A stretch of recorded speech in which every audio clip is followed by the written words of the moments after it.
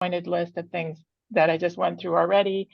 But to be a little bit more detailed about that, since we last met, in order to finish the draft, we used the community informed and informed by you prioritization method to tier programs and projects into a prioritization strategy from high priority to medium and longer term or lower priority.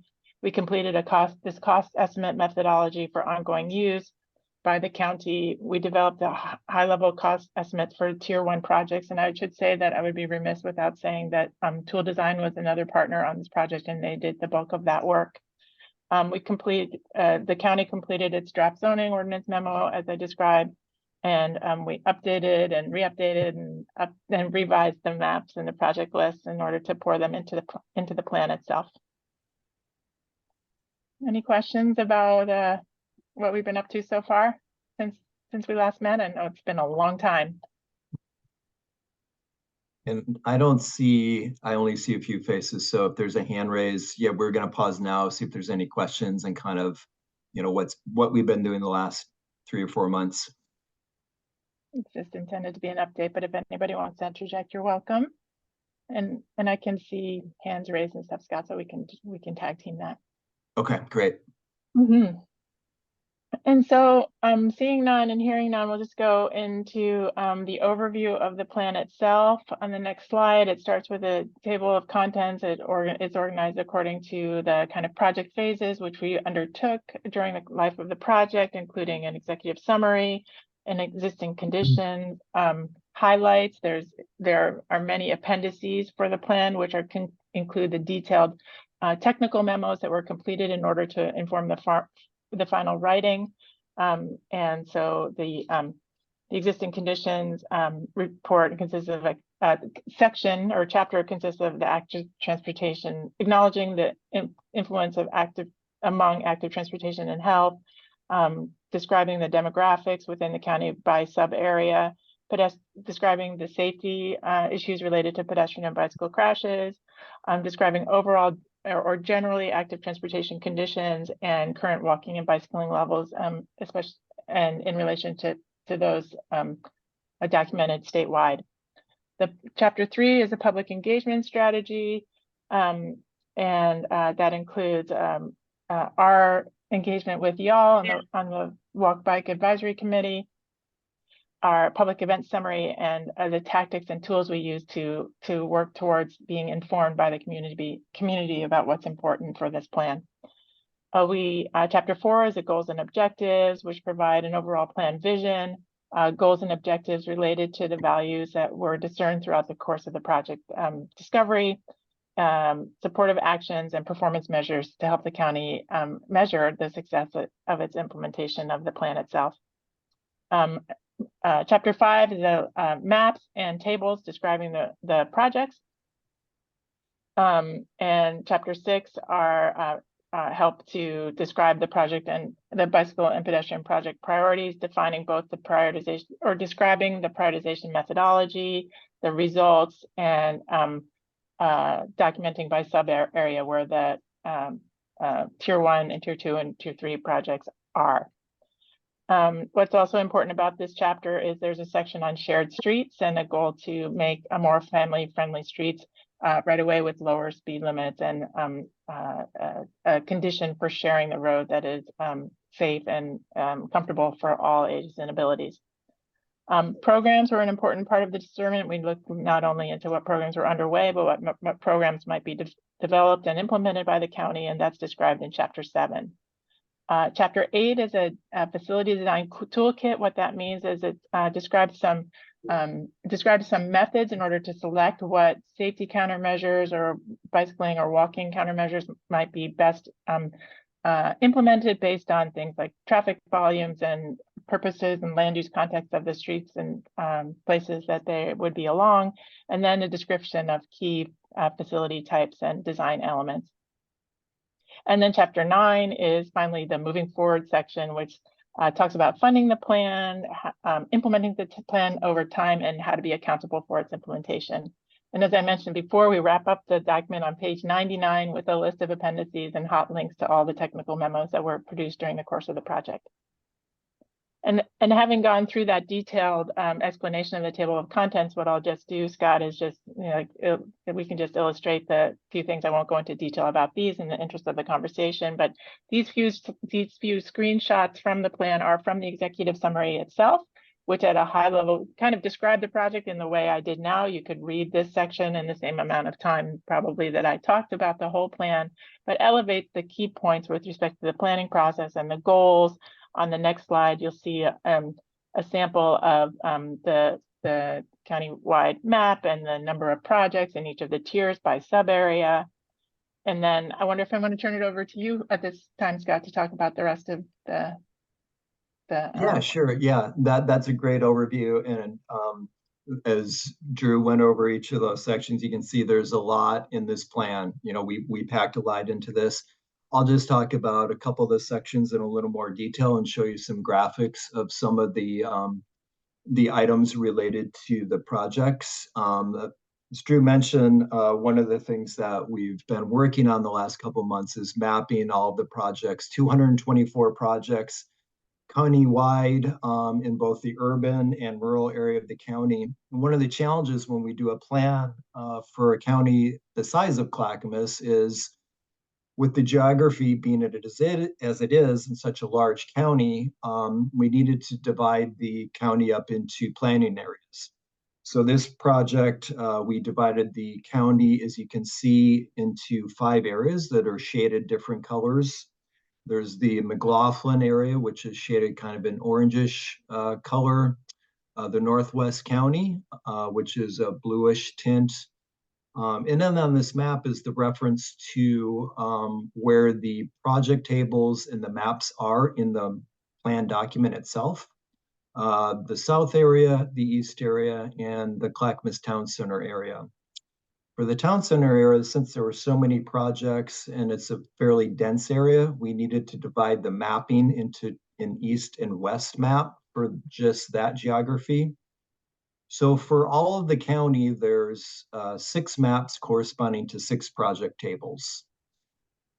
And on this slide, what we're showing are the number of projects for each of these geographies, for each of the 5 areas of the county, based on the tier. And we'll talk a little bit more about the prioritization and the tiering of the projects. But there's 3 tiers, tier 1, tier 2, and tier 3. Tier 1 being the highest priority based on the prioritization process that we went through.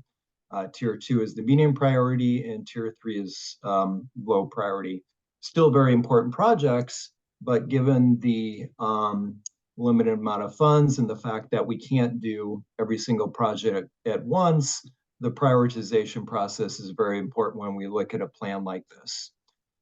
So 224 projects in total, and you can see the total projects for each of the 5 geographies.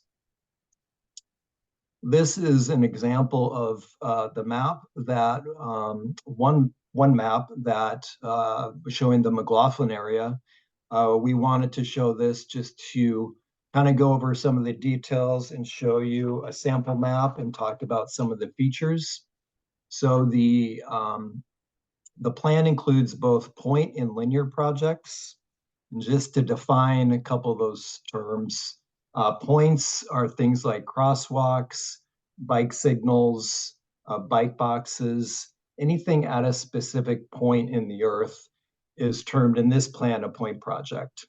And linear projects are things like bike lanes, trails, sidewalks. So we made that distinction.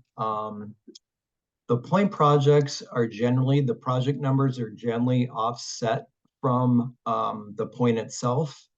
On the linear projects on the map, the numbers are often on the line itself or the linear facility. The numbers are typically on the line.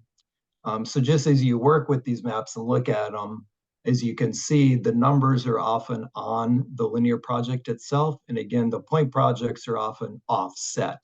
So that's an easy way to tell, if it's an offset number, that's typically corresponding to a point project.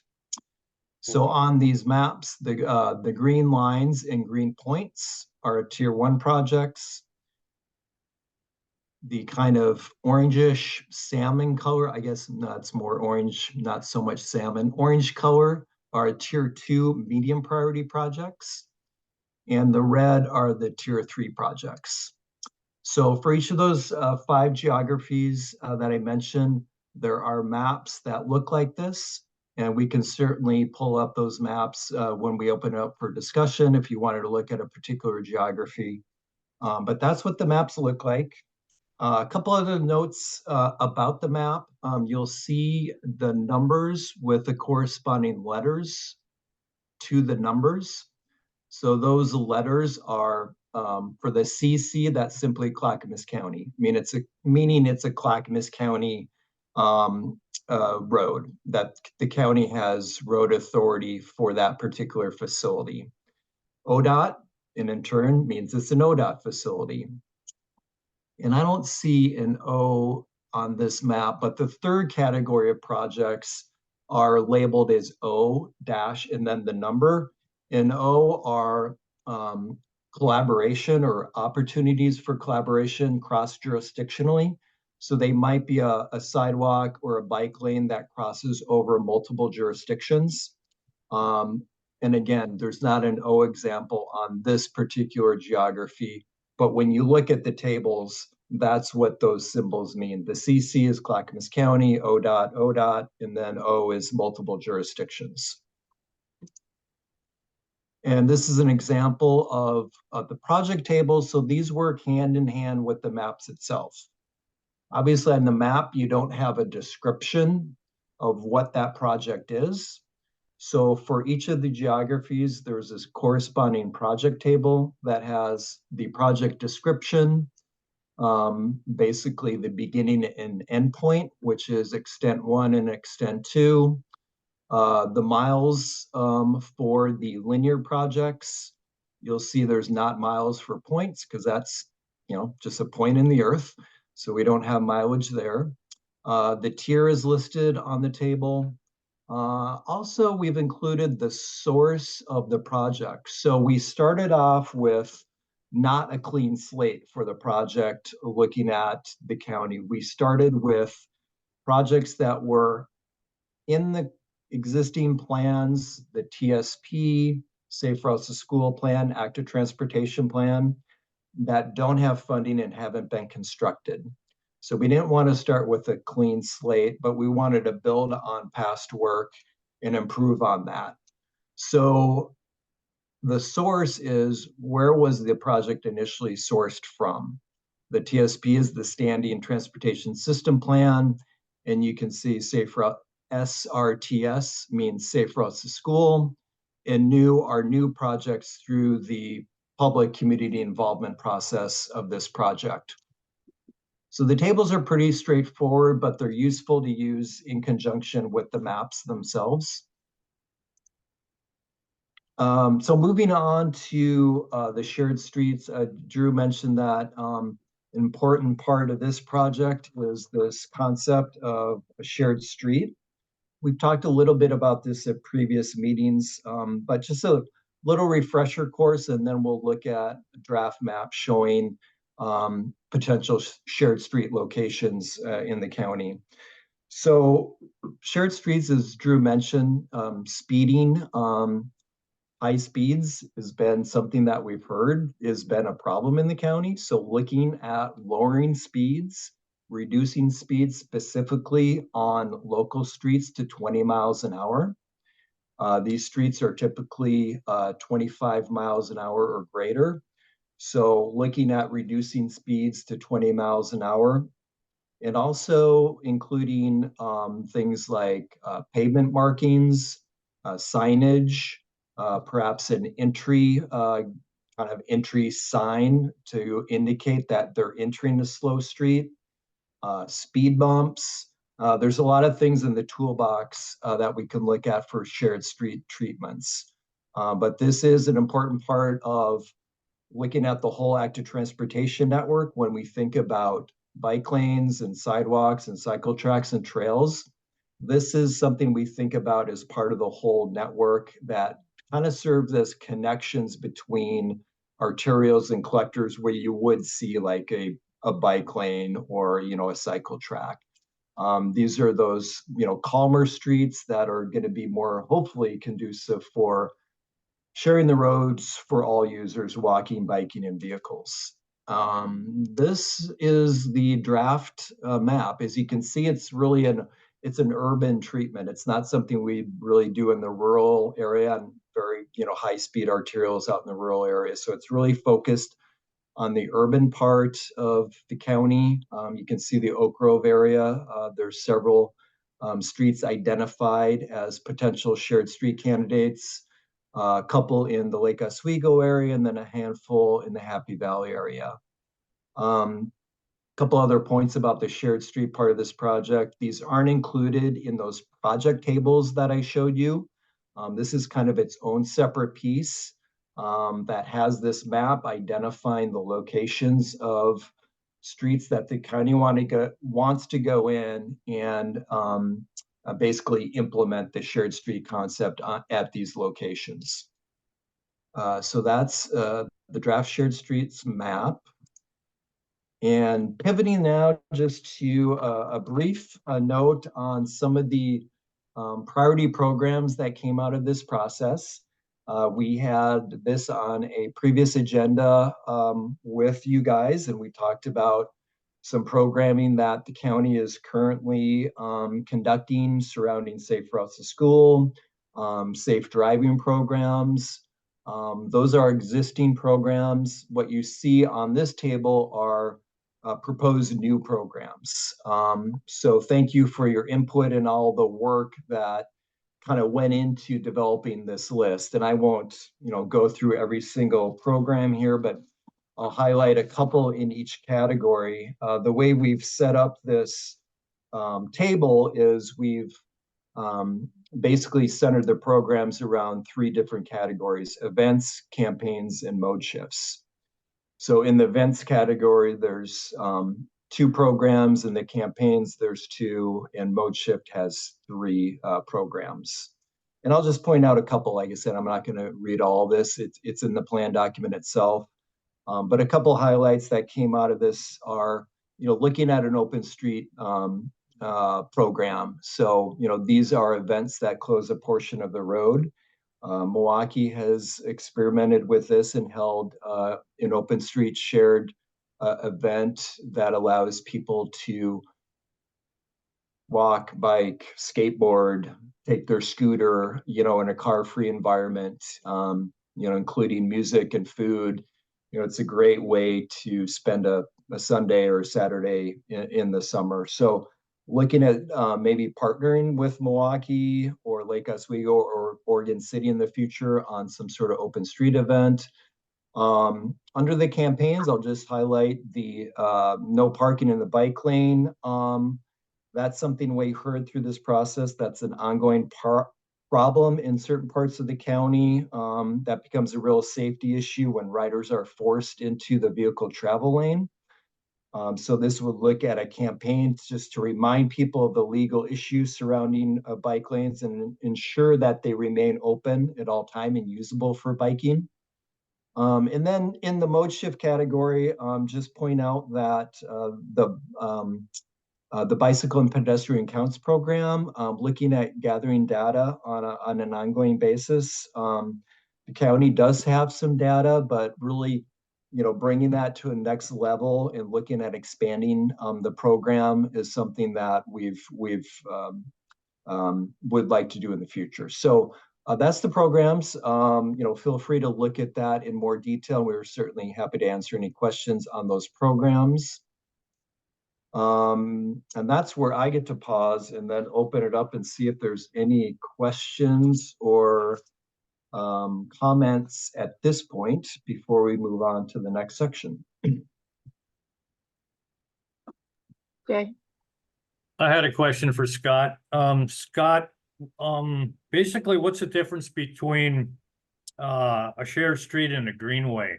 And I guess, are there parameters that are set forth in a shared street program, and are they flexible? Are they ongoing?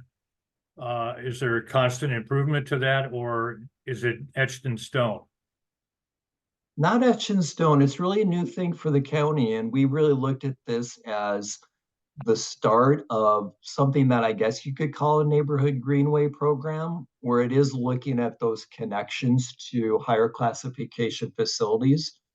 But what we heard from the community is that speeding through local streets was a real problem. So how can we look at lowering the speed to 20 miles an hour?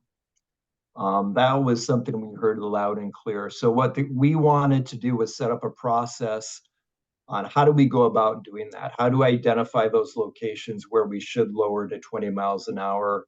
And then from there, it's adding those pieces, adding perhaps sharrows, adding perhaps signage to indicate that is a shared street.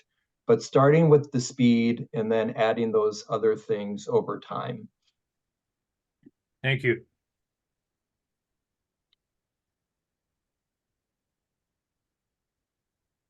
Yeah, I think Grover had a question. Yeah, I noticed you had Boardman Avenue as a shared street, and we've been working on, I've lived here for 32 years, and we've got speed bumps, but what other kinds of changes? I heard what you just said about the other one. There may be some signs or whatever, but I'm curious. So that's my basic question. Thanks. Yeah, so it would be new speed signs. So it'd be 20-mile-an-hour speed signs. And it would be, then from there, we would have to look at, the things that are in the toolbox would be the sharrows on the pavement itself. So pavement markings, pole signage with, the indicator of a shared street, perhaps destination signage. We've done signage along our bike lanes that show time and distance biking to different destinations. So it could be looking at some sort of destination signing along those greenways. So there's a lot of different signage and treatments you can do surrounding that. Yeah, I don't know if it depends on the context in terms of adding like mini traffic circles, that kind of slow to vehicles. That's something that would have to be engineered and we'd have to look at in detail. We don't have plans for that as part of our shared street program. It's really, like I said, starting with the speed and then the signage. So I've talked to Joe Merrick. He was actually a working engineer back when we put the speed bumps in, all 15 years ago or more. And we have problems because so Boardman is a connector from not a legal connector. It's used as a connector from River Road to the trolley trail by a lot of pedestrians and bicyclists, but it's also used by delivery freight, big trucks coming from McLaughlin up to the cluster of senior centers. And we were hoping to figure out some way to not have those trucks barrel through here. They're big, they can't see things around them. And it really is, we're a little neighborhood street as opposed to a thoroughfare. Would that be able to be included in any of this kind of planning? You mean looking at limiting truck access? Yep, like weight limits possibly for, or I don't know. That's really a separate issue. That's really a traffic engineering. That wouldn't be part of the shared streets, is really limited to those kind of things in the toolbox that I mentioned. So okay. Well, I'm challenged if you're going to have shared streets having commercial vehicles. That's all. I mean, shared street is supposed to be pedestrians. When you had your whole list there, bicycles, your skateboards, all those things. So it's commercial vehicles coming through. I have trouble reconciling that. I can't get you to change how it is, but I just want to point that out. Okay, well, thank you. Thank you. Yeah, I think Jake had your hand up. Yeah, I do. Quick, this might not be the right time to ask this question, but I'm very curious about the top priority projects, how those differ from tier one projects, what the methodology was for that, because the linked draft thing didn't have the appendices, which is I'm guessing where that is. And then second, just a couple, as far as like editorial stuff, I looked at the Clackamas County East and West stuff, and stuff was kind of scrambled between the two. Like in terms of certain things that should be on the west map were under the east map, etc. Yeah, I'll start with the top 10 projects. So that is a draft. What we wanted to do was to showcase some of the top scoring projects based on the analysis. And so those were the top scoring projects pulled from each of the geographies. So based on the quantitative analysis that assigned scoring to each of those projects, those were the top scoring projects. So that's what that is. That was how that was selected. As far as, and what was your question? Yeah, second one's not really important. We can table that one until later. But I did certainly, looking through that, kind of get the sense like, oh, these are all things that are in kind of well-to-do areas where we don't hear about people getting, into collisions with vehicles. So I'm just kind of curious about how that encapsulates some values, like how I know it's just kind of a tabulation of the scores, but it does say something. Mm-hmm. Yeah. Yeah, and keep in mind that's draft table. That it was really the idea was to showcase, what through the analysis and through the process were some of the top scoring projects. But thank you for that feedback.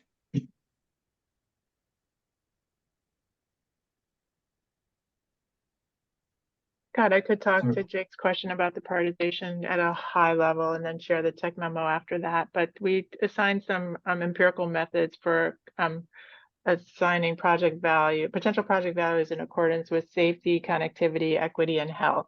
And so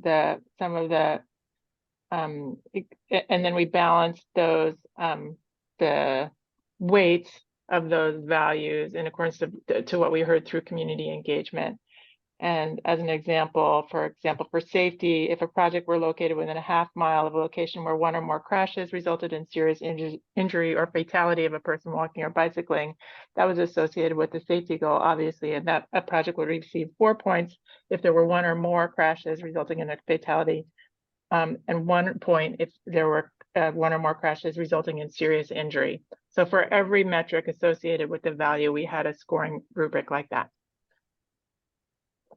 And then it was weighted and summed to develop the whole list of scores for all the projects. And Scott identified the top projects were the highest scoring. There was a threshold for landing in the highest scoring one based upon resources and capacity moving into the implementation. I just wanted to mention Rob Sadowski put a note in the chat about how you can get any county maintained street reviewed by traffic safety by submitting a road concern, and he put in a link for road concerns. So Grover and all the rest of you, don't hesitate to fill out the form. And thanks, Rob, for the information. Somewhat related to that, we do have 3 to 4 openings on the traffic safety committee, and we get things done there too. So if you're interested, come to our county website and apply for one of those positions.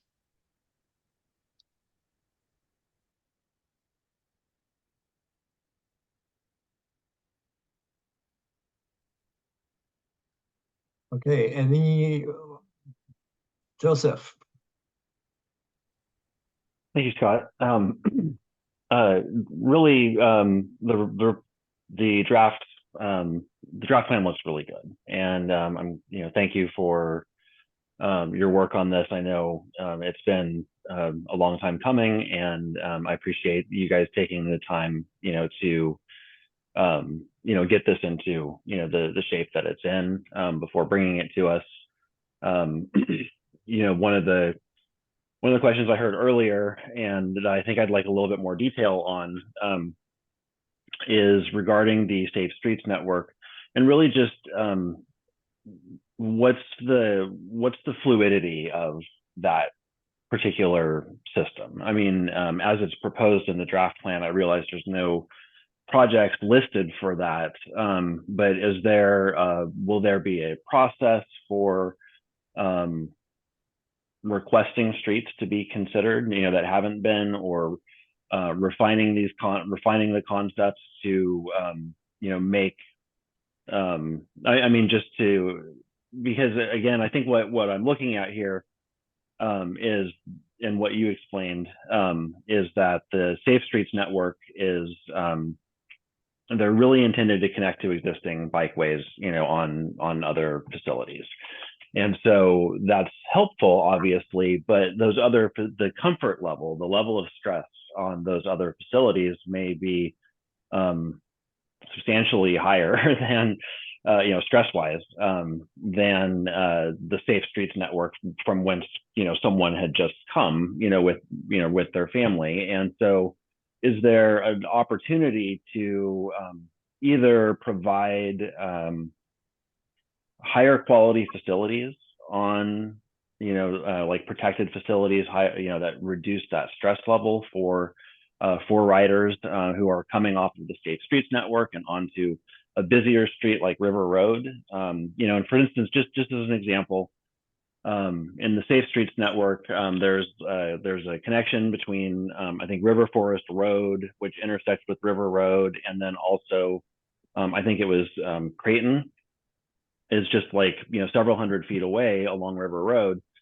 And that route might be used to access, Ridgely Park. And that's great, but that segment that you'd have to take River Road might be really uncomfortable depending on the day of the week, the time of the day. It crosses a creek there, so the bike lane's really narrow right there across that stream crossing.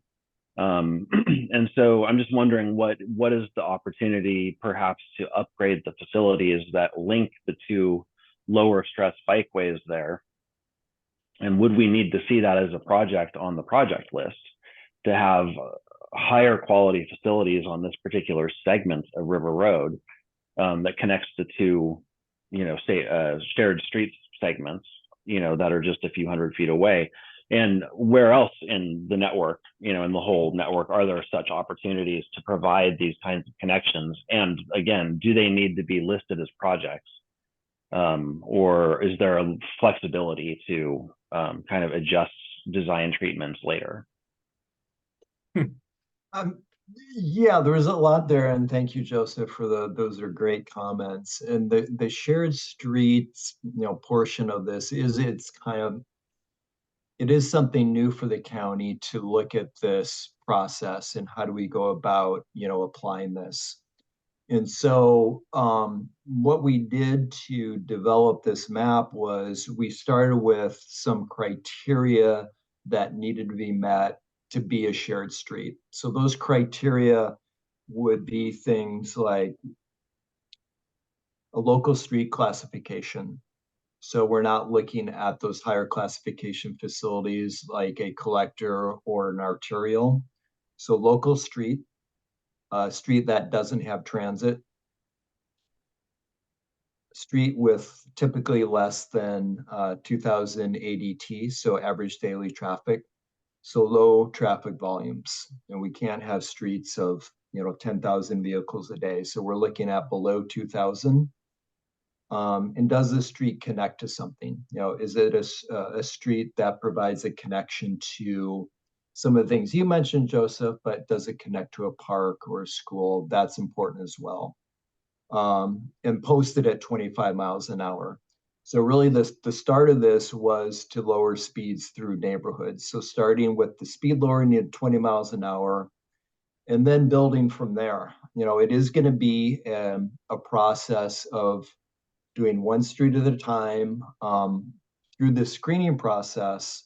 But then also step two is basically applying criteria to select, which streets to do first. So those criteria are things, and these are in the document. I can provide more detail on these as well. There's a lot of information on the tech memo, but the other criteria, the screening being, does it connect to a bikeway? Use the River Road example. And I think that's a great thing to look at is, are there specific treatments that we might want to look at for those areas that connect to a river road, to an arterial, to a higher classification? Is it a safe routes to school designated corridor? Does it align with equity areas? Is there public support, and what was the public input through this process?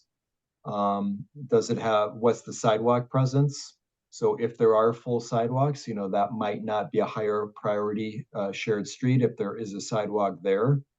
And so looking at those criteria and going through that, and then getting funding for the implementation of some of those things in the toolbox. So that's kind of the process. I don't know if that answered your question, but hopefully it did. I might jump in, Good. Scott, if you don't mind, to answer the question about, you know, the project, whether projects need to be created to connect these lower stress streets.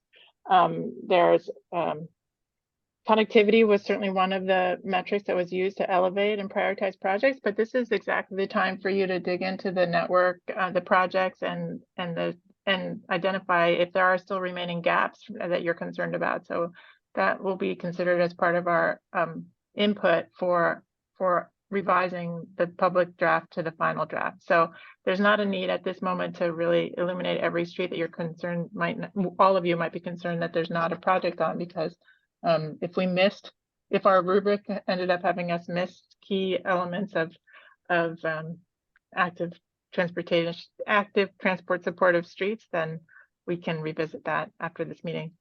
And I think while we're resting on this draft shared street network, the goal is really, from the county's perspective, to match the target speed and the design speed so that people will drive the speed of 20 miles per hour. And so it will be iterative, because some streets will need more improvements than others.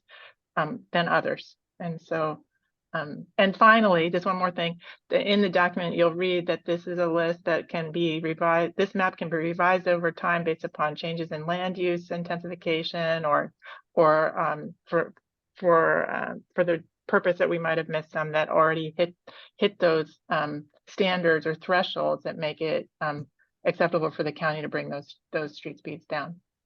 Oh, all the hands. I think I don't remember who was first. So can you moderate yourselves there, Marika and Emma? One of you just jump in. Sure. Okay. Oh, go ahead. You go first. Okay, sorry. My question was, well, first, I just wanted to say I was excited to read a lot of what the projects were. And just a question about kind of partnering with other areas in implementation of those new projects. So for example, you know, if we're doing something on Webster Road that was similar to what some of the work they did on Linwood, and sort of the reinforcement of what the new is, the new expectations for that area. So for example, on Linwood, there's still a lot of cars that park on the widened sidewalk areas, I notice, or people will keep their cars in their driveway, but in where the new shared pathway is. And then the other thing that I've noticed that happens is, you know, there's sort of the order of it is the intention is to have walkers on one side, bikers on another side. And I'm not sure if people are clear on what sort of the etiquette is for shared pathways. So is there a plan, or should there a plan be in place to sort of help people transition into etiquette surrounding the use of this new great infrastructure that we're getting?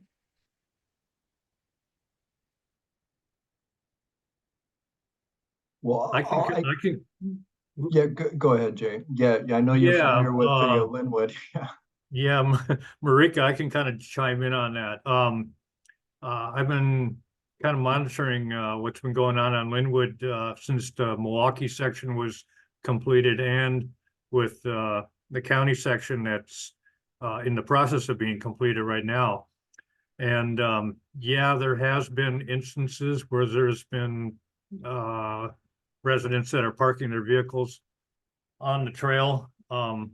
But what's on both sides of the trail now is basically a bike and pedestrian lane. So you can use either side, and it works out pretty well. I've been every weekend I go on the new section, which is from my house from King Road down to Johnson Creek Boulevard, and I've been watching that pretty closely.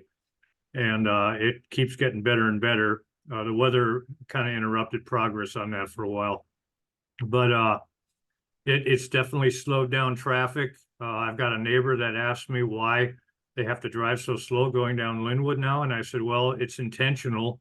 It's meant to keep the traffic down slow, and you've got schools and you've got various reasons why that works so well, and a lot of it has to do with health and with children. Being able to walk to school or ride your bike to school is a huge benefit. So I just thought I'd add that.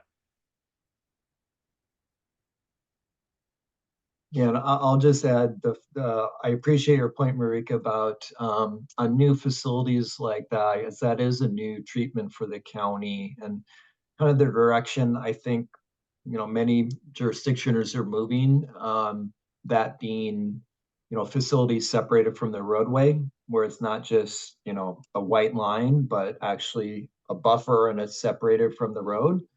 But a lot of people don't really know like the rules and how to use them, and like respecting other users and respecting, people that walk slowly, and, e-bikes not blowing by super fast. So kind of like, how do we share these facilities and so everybody's safe? So kind of looking at that, I think, is something we need to think about and maybe do that for that sort of facility, because it is a new treatment for the county. But why don't we go to Emma, and then we should probably we'll have more time, but we do need to get through another part of the presentation as well. Thanks, Emma. Go ahead. Thanks.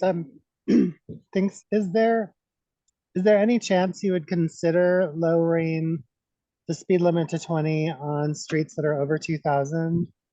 I just ask because I mean, like, I live on 7th Street in Oregon City, and that's a street that could really benefit from, some kind of speed dampening. I mean, it's 25 right now, but basically everybody drives 35.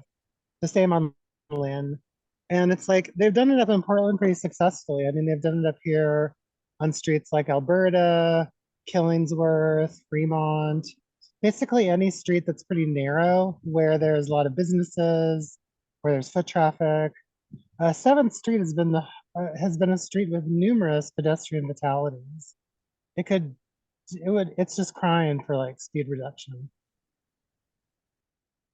Well, I'll put in my 2 cents, and then Drew's, I'm sure has, knowledge on that.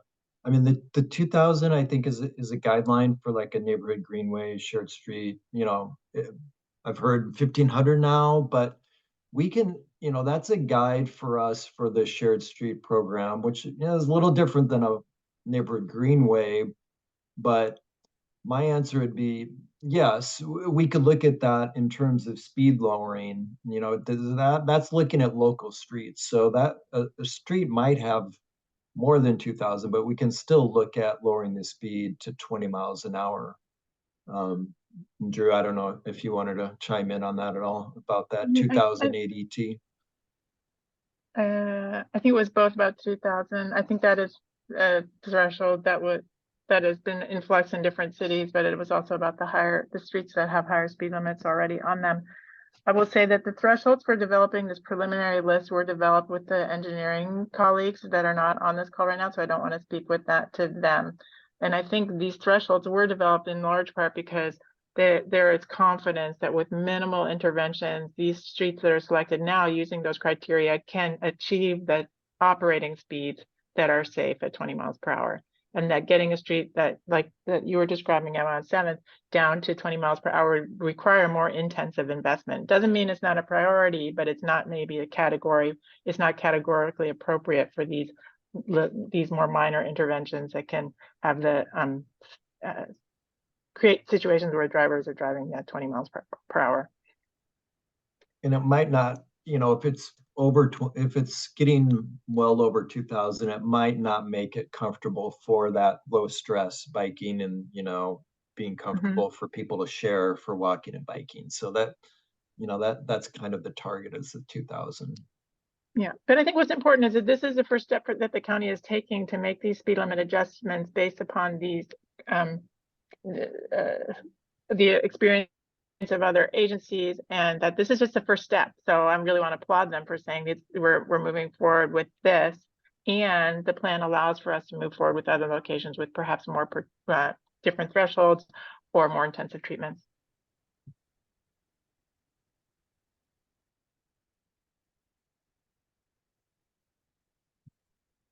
Okay, well, why don't we move on to the section on community engagement, and we'll pass it over to Twee.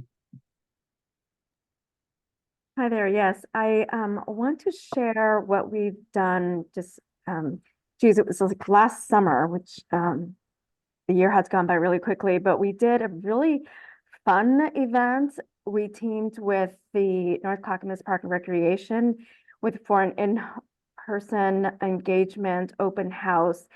And they did Maverick, the movie. So we did a movie in conjunction with this multi-tabling event. And we also did an event at the Clackamas County Fair. We also held some online surveys.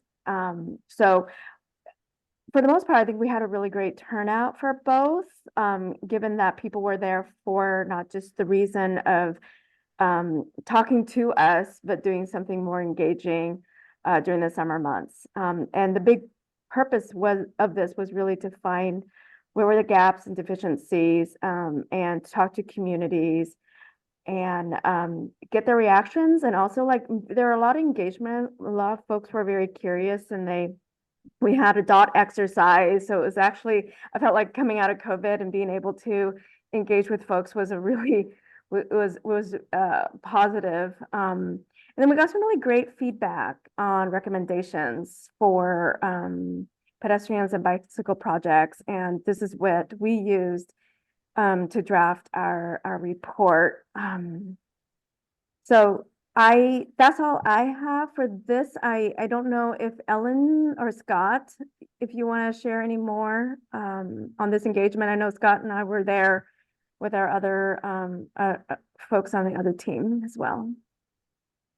No, that was a great summary. I don't have anything, but just a shout out to Emma and the Ped Bike Committee that helped staff the fair. Part of this outreach was tabling and pushing out information on the project and getting feedback during the county fair last summer for 4 days. So that was really helpful. That was part of this number 3 milestone. But good overview. Why don't we move on to the next thing with what we heard? I'll turn it back to Twee.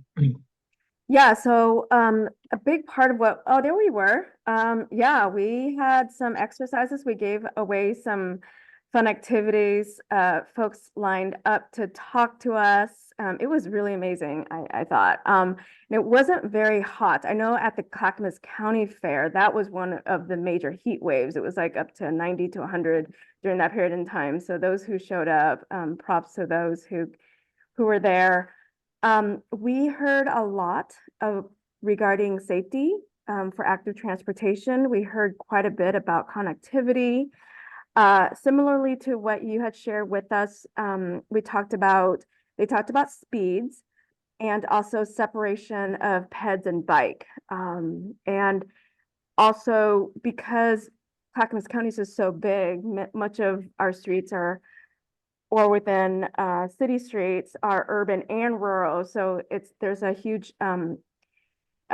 difference in classifications and how folks travel. So we took note of that and really cognizant when we start to do our work in drafting our report.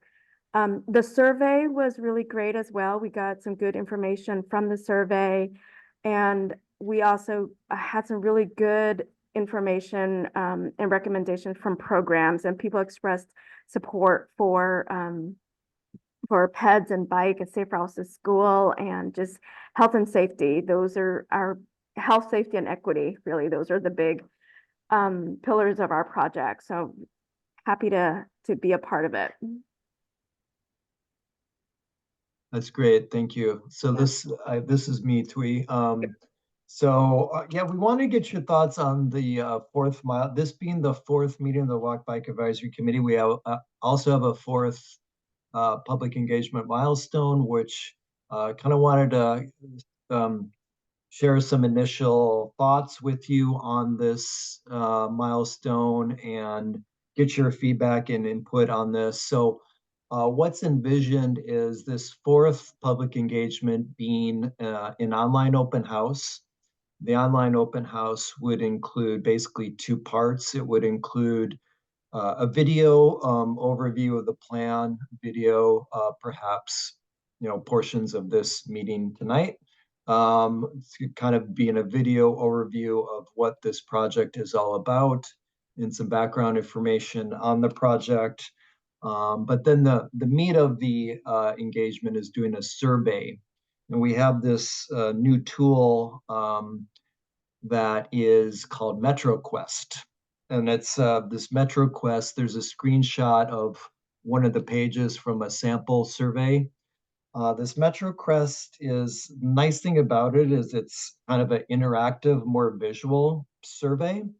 It allows the survey taker to toggle through 5 different screens.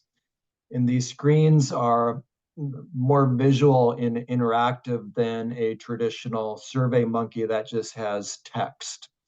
So that's the nice thing about this, is having some visuals that allow users to interact and be more part of the survey itself. So what we were thinking was to have similar to this screenshot here, where we would have project maps on the MetroQuest survey, and perhaps they're the tier 1 projects on a map for each of the geographies that we talked about earlier. And then the survey could potentially be, for example, please select your top 5 projects, in this geography. What are your top 5 projects in this area?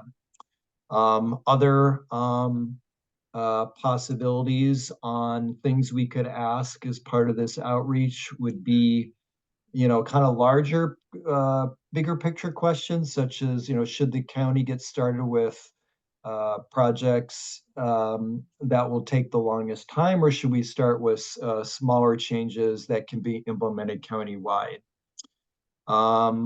Also wondering if, a potential question might be what projects are most important for the county to fund first. So looking at the project piece of this plan, and try to set the county up for, where do we want to go get grant funding in the next few years? There's some grant opportunities coming up, something called the Regional Flexible Funds Allocation, which is federal transportation dollars.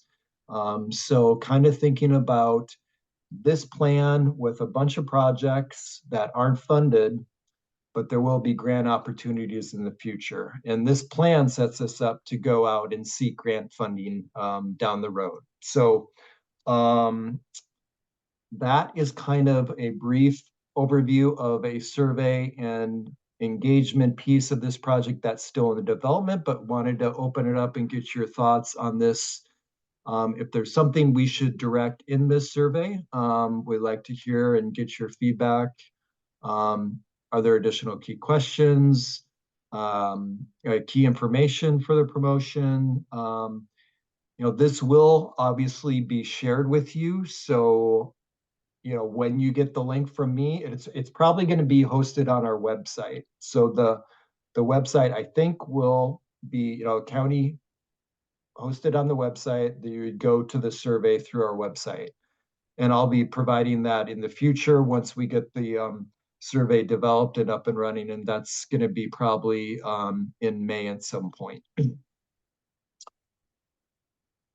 So that is the public engagement piece, and we can certainly talk about other parts of the plan, but kind of wanted to raise the question on that engagement milestone, get your any feedback, or if you had anything related to that piece. Or if Drew, if you wanted to kind of flesh out anything that I had went over. Great, thanks. We'll turn to Marie Beth first. Yeah, I just one thought I had with promotion. I don't know if anybody has met or familiar with Maddie Carlson with the Street Trust. But I know that she does a lot of events. She might be a great person to tap. I think she's really great about being able to get a large audience and get a lot of people to kind of get excited about those events. So I don't know if partnering with the Street Trust would be an option, but just my first thought that came to mind. Yeah, we're actually doing a great suggestion. We're actually doing a youth bike safety day, June 15th with them, and Maddie's going to be at that. So that's something we did last year and it was really successful. It's, I guess you could call it a bike rodeo where we have youth bike safety. So we have, a skills course, we have trek there for bike maintenance, bike decorating stations. Maddie's going to be there. So yeah, we're thinking the same thing, I guess. June 15th, tell your friends and family. Oh, and where is it? It's at the Clackamas Community College and the Harmony campus, which is just off of 82nd and Harmony Road. Great, thank you, Sandra. Yeah, hi. I just wanted to check, have you been working through this survey? And I know the first time we did like a map, it was very hard for people to use. So this looks like it's going to be much simpler. And sometimes if it gets too technical, people get tripped up and don't participate. This is my comment. Yeah, thank you. That's really important. I wonder, Ellen, if you can provide some insights to MapQuest and the well, I was going to say we're very aware of that. Thank you, Sandra. And so we have much simpler maps. We've broken it out more. It should be much easier. But one thing I wanted to offer or request is that we need, as we put this MetroQuest package together, it would be great if some of you would be interested in testing it for us, to let us know how it works, because we really want to do some of that pre-testing, and we'll probably want to do some pre-testing with people who don't know anything about it, but it would also be really helpful to do some of that with you who do know a lot about it. So if there's things that don't work right, you can help suggest things that we could fix. So hopefully we've already solved that problem, but it would also be great if we could call on some of you to help make sure we did. I threw a link in the chat real quick. MetroQuest is a big national company, so they've worked out the bugs and how their maps works. They're really they're pretty streamlined. The county has an open house going right now for the Sunrise Visioning effort, and they're using MetroQuest for that. So you can check out the mapping tool there if you want to see how it works firsthand.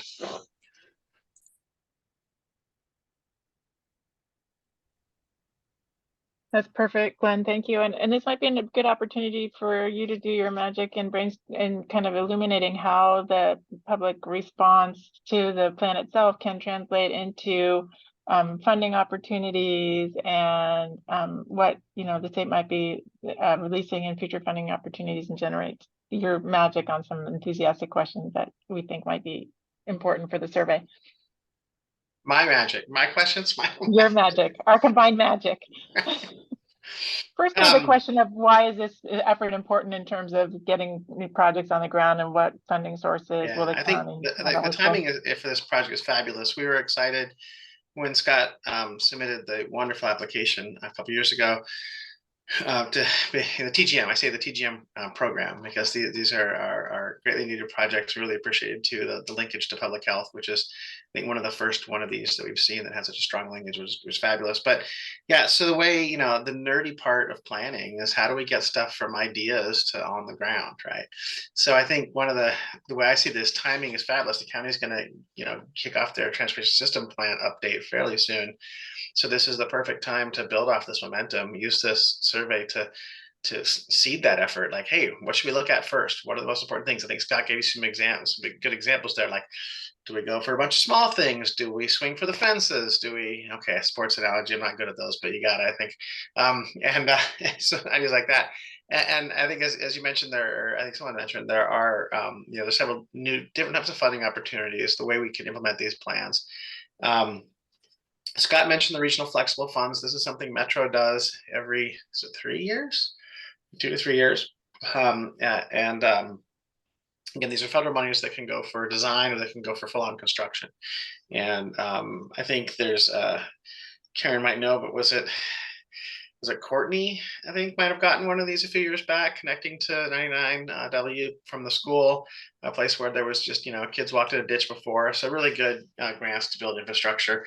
And I've already been putting the bug in Scott's ear, like, hey, what should we go after from this list for this fresh round? The other thing I mentioned is the ODOT has a community paths program that has $60 million this year, which is the biggest it's ever been. And I mean, there's some great off-system paths in this, and they're spread all over, everywhere from Tonkin to Scatterers Mountain to where's the state I was thinking of? There's several on there that are really good, and some along ODOT facilities, which are a whole nother avenue. And the ODOT has the STIP with the STIP, which is our State Transportation Improvement Program. So we do our budget every few years. It's a 5-year budget, and so we really, as a TGM administrator, I like it when I can get projects like this where we can partner. And I love the way Scott called that out as these O's for opportunities.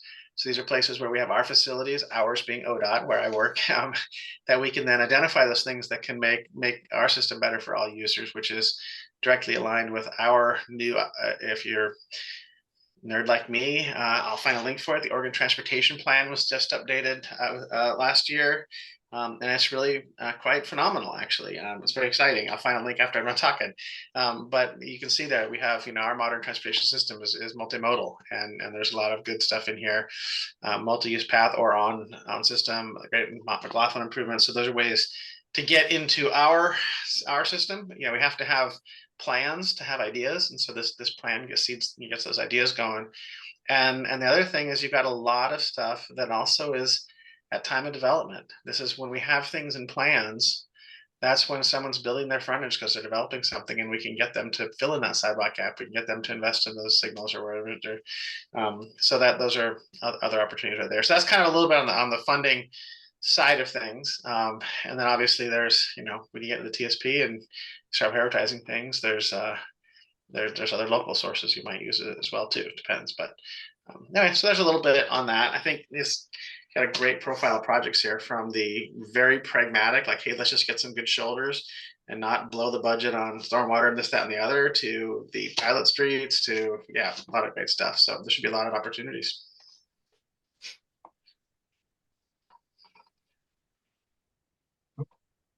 Yeah.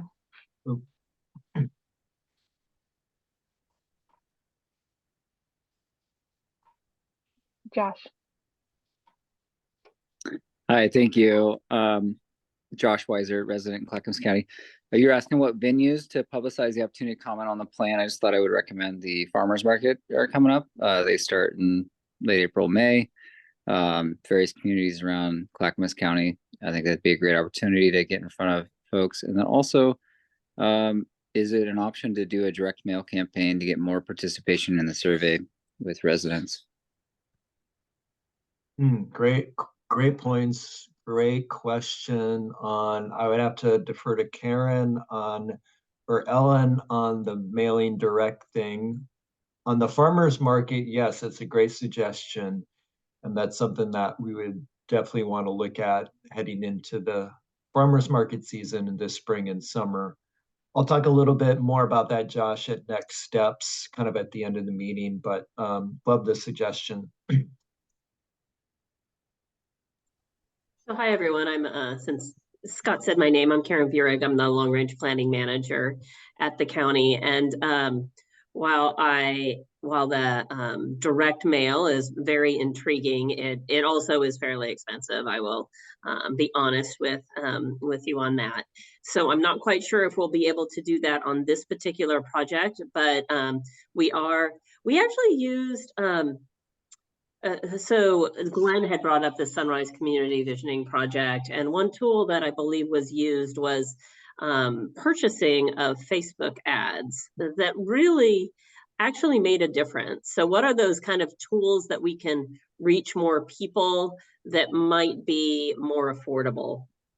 So I think those are some things that we can kind of think about.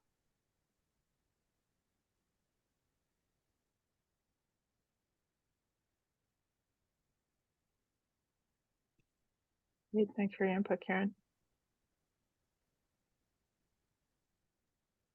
We might be ready to wrap up this part of the meeting, Scott. Yeah, Looks like so we have Josh has his hand up. Josh had a comment that I about the direct mail. I think he might have, now it's down. Oh, okay. And then Jake in the chat suggested reaching out through schools. The peach jar notifications, that's a good idea too. Thanks very much. That's great.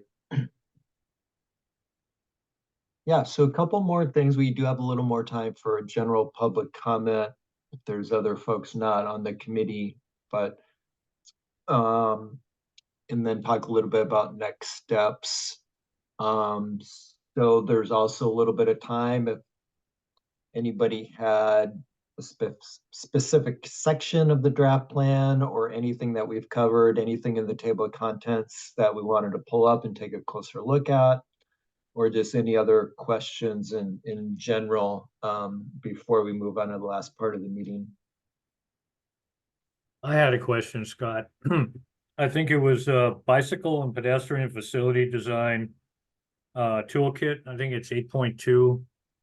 I don't know if my question pertains to that or not, but does the county, when they design new streets for the future and for the present, are they designing streets to be designed a little bit different than they were in the past in order to, I guess, to prevent from, in other words, prevent injury, obviously, but also to have to, so that you don't have to reconstruct the street in order to make it safe in the future, make it straight or make it safe to begin with.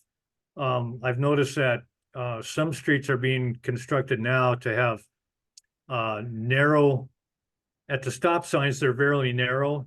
So to slow traffic down, like at an intersection, especially going into a shared street or a greenway. Sometimes you don't need a stop sign. Sometimes you can just use a narrow street to slow traffic down. I was kind of wondering if the future of streets is changing basically in Clackamas County. Oh, by changes seems daily. No, that's not the right way to say it. But yes, I would say the answer would be from when I started in the engineering division, even just 6 or 7 years ago, I think there's been a lot of changes. In terms of, the bicycling infrastructure, something I touched on a little bit earlier was kind of this change, kind of this movement towards, if there is an opportunity for a facility to be constructed that provides protection or a buffer from the travel lane, such as Linwood, such as what we're looking at on Monroe Street in the city of Milwaukee. An opportunity is, the whole Monroe Street corridor.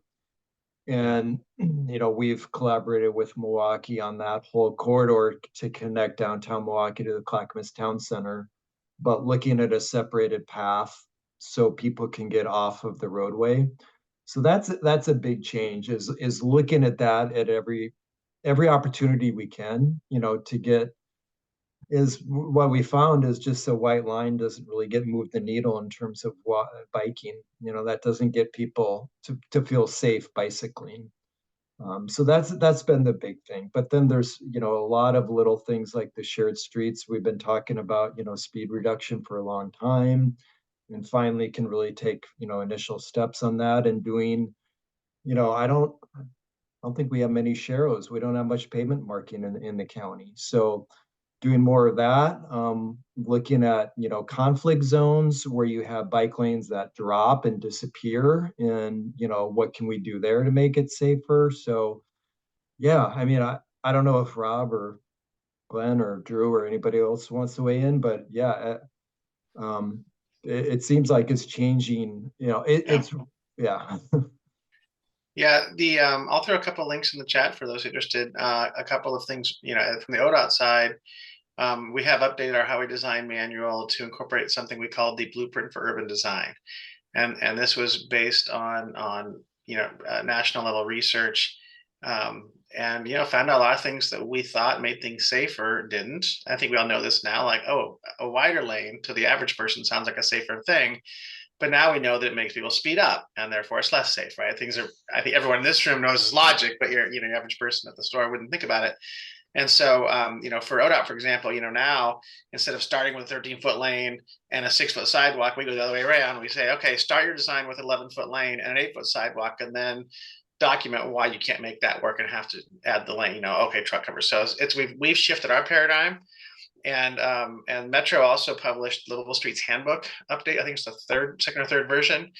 You'll see a lot of similarities in there, but a lot of this, I forget the term right now, but it's not universal design, but it's basically designed for safe speeds.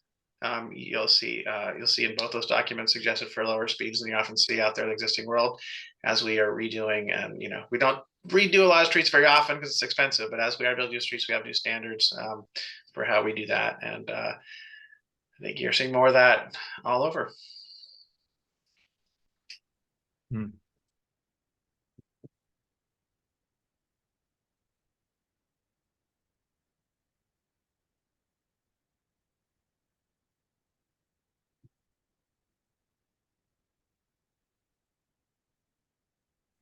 Working on my links now.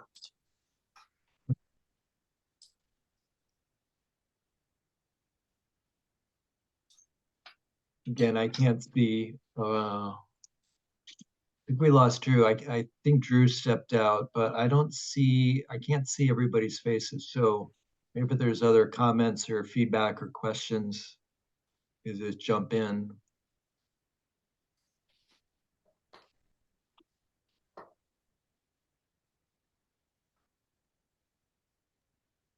I don't see anybody's hands raised. Scott.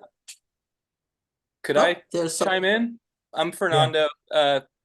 I really enjoyed catching up and reading a lot of all your good work. I just wanted to know whether there's a place we can go for like some of the data that correlates with the values that have been identified via safety and accessibility.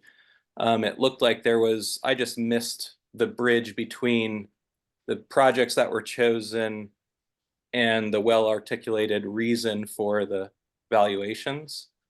And I thought, oh, well, if we're talking about accessibility, maybe there's some kind of metrics on the amount of community that this area is served and what it would mean to bring, a corridor from this place to that place. And I guess I was wondering, like, maybe that was it was referenced in maybe an appendices that I missed or something, but wanted to hear.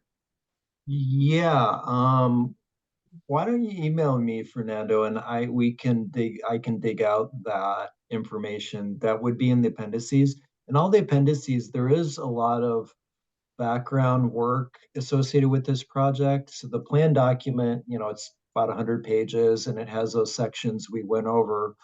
But then linked at the end are 12 tech memos that have all the analysis and background information.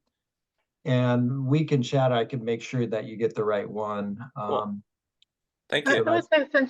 Sorry, Scott and Fernando, to interrupt, but I would say that's a continuing theme of this meeting is the details related to the technical memo. So perhaps we can just share the folder with the whole WBAC. Scott, I might propose that. Yeah, I would have to dig out which tech memo all the tech memos are public. They're on the website for reference. Yeah. So apparently they weren't linked so we'll check on that. But also all the process of coming to this point is documented in a series of technical memos that if folks want to dig into the technical memos, which are the details of the plan itself, I think just sharing a folder of those final. Yeah, they're on the website. Let me put the link in the. That'd be perfect. Yep. Perfect.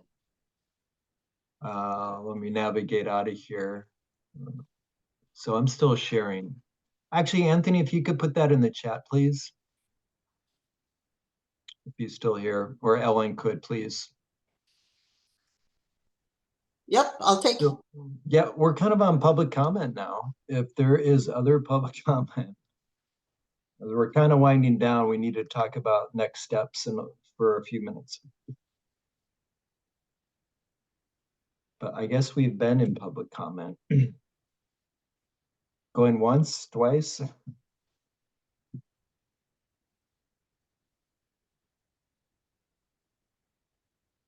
Is there anything in the chat?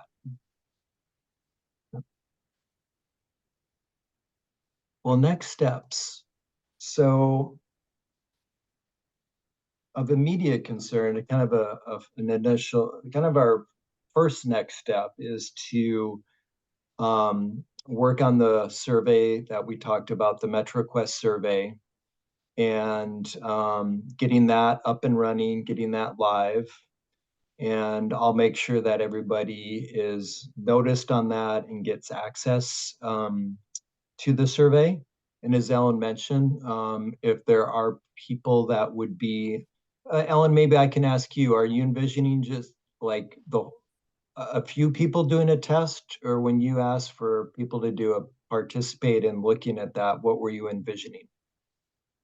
I think anybody on the task force who's interested in doing it and can do it within the, a week's time frame that we would need, that would be great. I don't want to, have people do it who aren't interested, but it certainly wouldn't hurt to, whoever on the task force is interested would be happy to have you participate. Okay, great. And we could just, when it's ready to be previewed, we can send a note, we can send an email out to all of you, and you can let us know then that, yeah, send me the link, or, I don't have the time right now. Okay, that sounds good. So we'll work on that and we'll stay in touch regarding that. The survey will probably be open probably a month is what we've talked about internally, probably 4 weeks, and Ellen's nodding her head.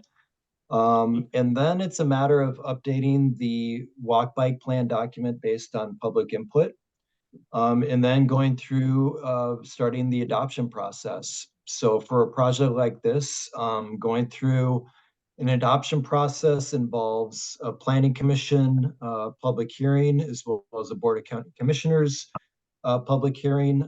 So those are other opportunities to be involved and engaged in the final steps of the process. And I would actually encourage you now to, if you are able to attend those public hearings to support the plan and support the project, that would be very much appreciated. So to attend a Board of County Commissioners hearing, and I'll keep everybody up to date on when that would be. But that'll be sometime this summer when we actually go through the formal adoption of the plan with our policymakers. And then, that'll be part of our TSP and comprehensive plan. And you can always reach out to me if you have any questions on this, but I will keep everybody up to date on those things I mentioned, the adoption process, as well as the final survey. I'm going to stop sharing. Oh, great. Hey, can we do something? It's been a while since we've met as a group. I'd love to be able to have everybody turn their cameras on, and we're going to do a screenshot. And there's going to be all these folks. So I want to try to get the screenshot while everyone's smiling. So you might have to hold your smile for a while. Okay. Okay, so there's Josh and Weston. There's Emma and Dean. Their photos are up anyway already. So can we I'm gonna do a couple of screenshots and maybe smile.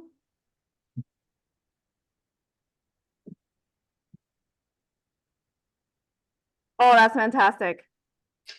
That's fantastic. I love it. We might have to post this. Okay, thank you so much, everyone. It was a beautiful day today, and I was rushing from the Butte to get to this meeting, but it was so wonderful to see you all.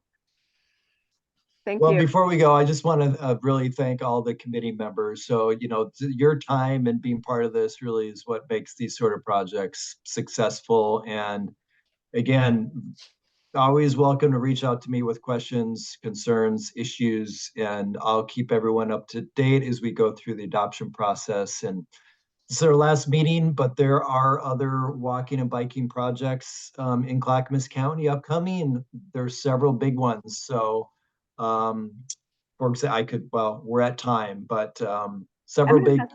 Emma has her hand up for some reason too. Yeah, go ahead, Emma. Scott, is this our last meeting until September? Well, this is the last meeting of this group, but for the Pet Bike Advisory Committee, the standing meeting, that will be in May. So that's monthly. Yes, thank you. Yes, and appreciate all your time, efforts, all your contribution, and appreciate just sending gratitude for you all for being on this path with us to create this, making this happen. And Drew, you get the final word then. Oh, that was the final word. Just appreciating all of you for your participation, your input, and your inquisitive nature for this meeting, which we look forward to hearing your comments on the draft itself so that we can incorporate those as well. All right, thank you. Have a good night.